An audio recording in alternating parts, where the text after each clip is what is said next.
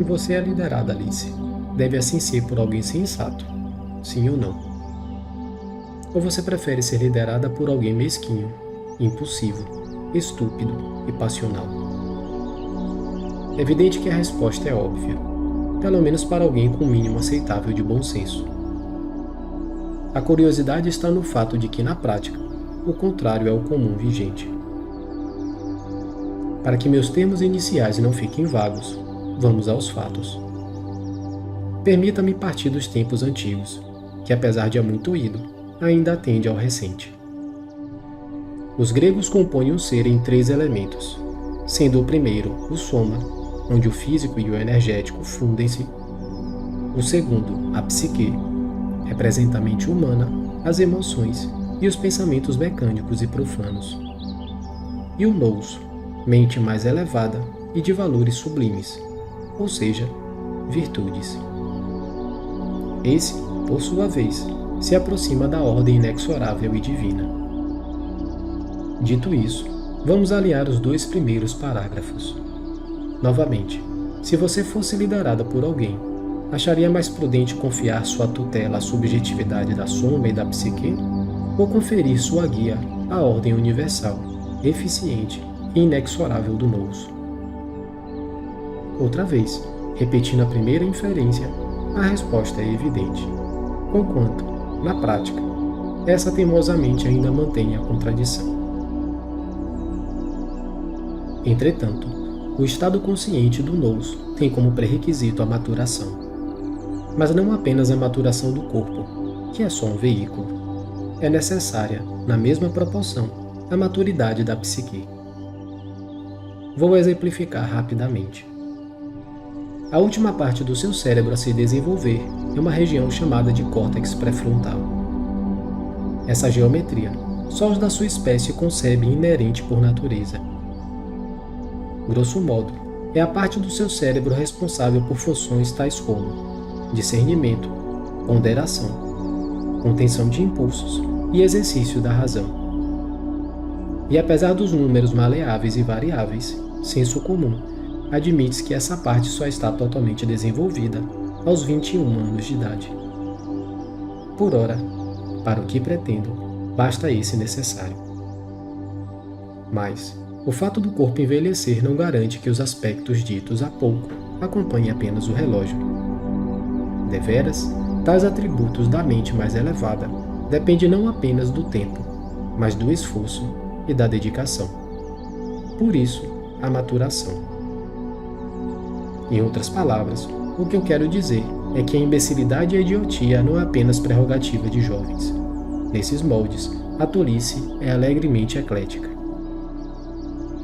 Feitos os devidos pilares de nosso pensamento, vamos ressuscitar outro povo da sua história e trazer à tona o corpus juris civilis de Roma, que divide a maturação humana em septenários, ou seja, ciclos de 7 anos.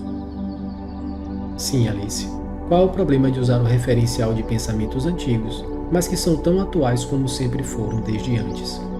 Vocês não usam a roda até hoje? Porque o mesmo princípio da tecnologia não poderia ser aplicado aos pensamentos e aos valores eficientes. Pense nisso. Cutucada feita, vamos um esforço adiante, pois, como dito, só o tempo não garante competência. Quem dirá eficiência? Idealmente, aos 21 anos ou 3 septenários, a mente elevada deveria tomar posse dos aspectos físico e psíquico do ser em questão. Até lá, enquanto a criança não tenha maturidade suficiente para o domínio de si e de seus aspectos mais mundanos, ela precisa de uma representatividade, de um referencial. Esse é o papel do educador, Alice, representar o nous no ser imaturo. Nessa pauta, representatividade é sinônimo de referencial. Representar o ser humano que, no ser imaturo, ou seja, em estado anímico, ainda está ausente. A questão é, como você representará o que ainda não é, já que está ausente em você?